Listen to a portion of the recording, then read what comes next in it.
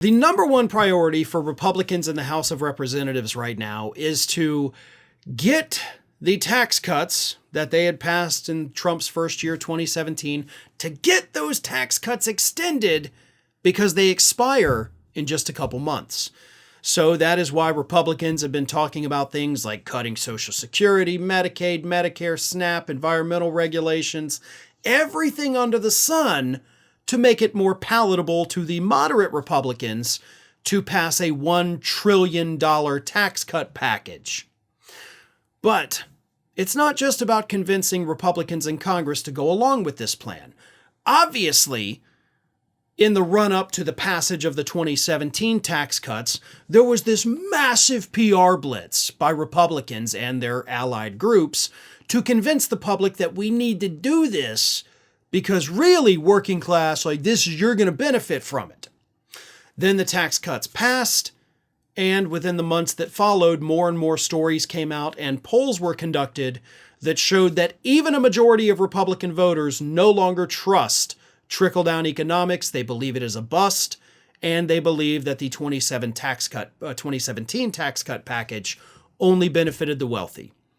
That should have been kind of the straw that broke the camel's back on the issue of trickle-down economics. Should have been dead after that, right? Well, it's not. And because of that, these same Republican groups, led by the Koch-founded Americans for Prosperity, have announced that they are launching a $20 million blitz to convince the American public that we need tax cuts for the wealthy. That's right, folks. The millionaires and billionaires are spending $20 million to convince poor people in the country that we need to give more money to the millionaires and billionaires, spending the money to convince them to give them more money. So here's what's happening. In a 60-second ad that debuted over the weekend, Americans for Prosperity characterizes the 2017 Tax Cuts and Jobs Act as a boon to hard-working Americans and small businesses and warns that allowing provisions of the law to expire at the end of this year as scheduled would be disastrous for the working class. This year, Congress is facing a countdown to a crisis that threatens family budgets nationwide, Ross Connolly, AFP's regional state director, said in a statement Monday. We are proud to partner with the incoming Trump administration to protect prosperity and ensure that Congress acts. The group said its new 50-state campaign strategy represents the largest effort by a conservative organization to support President-elect Donald Trump's legislative agenda as he prepares to take office next week. The campaign, according to Americans for Prosperity, will include over 1,000 meetings at congressional offices, in-district events with activists and lawmakers, and roundtables with job creators. Roundtables with job creators. Is it going to be the person that owns the pizza shop down the street? No. It's going to be the people that actually are the beneficiaries of these tax cuts. You want to hold roundtables? How about you hold it with somebody who's working at the factory? How about you hold it with the guy that's waiting the tables? Don't hold it with these so-called job creators, right? They're still going to be around. They're not just going to pack up their business because, I'm not getting as much of a tax cut, so screw it. That's not going to happen. That is scaremongering from the Republicans. Hold it with the people that you're screwing over, and then see how much your $20 million PR blitz buys you. I'm sorry, but this kind of thing has me so pissed off I can't even speak properly. Because these Republicans in Congress that are going to do it, right? There's no doubt about it. They're going to extend them. It's the only thing Republicans know how to do. But they're going to take money away from the neediest people in this country in order to pay for it. People will go hungry because they're going to cut the SNAP programs. People could die because of that. They're going to cut Medicaid. People will die because of that. Lack of access to health care. They can't go to the doctor. They can't do preventative care. They can't take care of themselves. And you're going to sentence them to death, essentially a slow, painful death, just so the wealthy elite can put more money in their pockets, even though they don't need any more money. They're going to cut environmental regulations. which means there's not going to be enforcement, which means if a company decides to sneakily start dumping some cancer-causing toxins into the water table, which they do, and entire communities get cancer, well, that's just the cost of doing business so the wealthy elite can put more money in their pockets. And these soulless ghouls are going to spend $20 million, which is nothing to them, to travel the country and convince you that the wealthy need more money in their pockets and the poor people, the ones who can't afford their groceries, they can't afford their own insurance, to hell with these people. Let's cut their benefits because I need more money.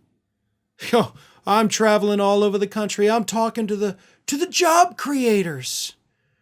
You're talking to a business owner who makes a profit. People don't start businesses because they want to employ people. I don't know that there's anybody in the history of business that has ever said, you know what, I want to start a business, but not because I'm good at something or I have a talent that I want to monetize. No. I want to start a business just so I can employ people. And those people can then have money to help the community. That's the only reason I'm starting a business. Stop calling them job creators. Let's stop with that right now. Let's not use their language because that is one of their biggest weapons. These are simply business owners. These are employers. These are bosses. Don't call them job creators because they didn't start their business just to create jobs. They started their business to make a profit. That is why. They're profiteers. I think that's an even better thing to call them. It doesn't have to have a negative connotation.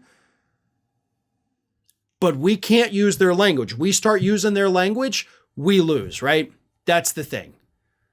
But either way, there's a massive blitz underway right now to convince average people that we should take benefits away from poor people to stick more money into the pockets of the wealthy. Did you know that you might be missing out on wonderful content from me? I mean, you're here already because clearly you like what you see. So if you're not already, please do subscribe to the channel. Make sure you like the video, share them with your friends and family, but also follow me across the rest of the social media world. And it's not that hard to do. Whether it's X or Twitter, whatever you want to call it, Facebook, Instagram, TikTok, Threads, on every one of those platforms, you can find me at the username @FarronBalanced. Simple enough, right? So get on it. And if you don't feel like going to each one of those outlets individually, lucky for you, we have links in the description of this video to take you right to my pages across all of social media. So don't miss a minute. And while you're at it, make sure you're also subscribed to the Ring of Fire YouTube channel, which I have been hosting for many, many years now. We've got more than 1 million subscribers over there, and there is fresh content over there every single day of the week.